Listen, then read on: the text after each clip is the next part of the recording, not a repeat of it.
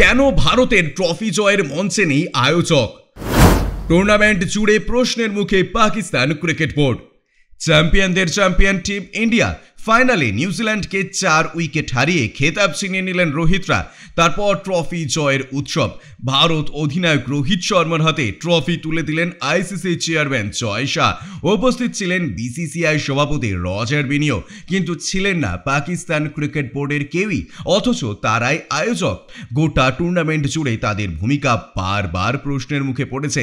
সেটা পরিকাঠামো হোক বা ম্যাচ আয়োজন, নিরাপত্তাজনিত কারণে পাক ভূমে যায়নি ভারত। রোহিতরা ম্যাচ খেলেছেন দুবাইয়ে, কিন্তু তা বলে ট্রফি দেওয়ার অনুষ্ঠানে কেউ উপস্থিত থাকবেন না। যতই হোক তারাই তো আয়োজক। এমনকি ফাইনালে গ্যালারিতেও দেখা যায়নি তাদের। সেটা কি ভারতের সাফল্যে রাগ করে? প্রশ্ন তুলছেন পাক তারকা শোয়েব আখতার। সোশ্যাল মিডিয়ায় পোস্ট করা একটি ভিডিও বার্তায় তিনি বলেন, ভারত চ্যাম্পিয়ন্স ট্রফি জিতেছে, কিন্তু আমি একটা অদ্ভুত জিনিস দেখলাম।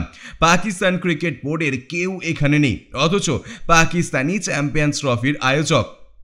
কেউ কোনো ট্রফি দিতে এলো না। কেন কেউ এখানে উপস্থিত নেই?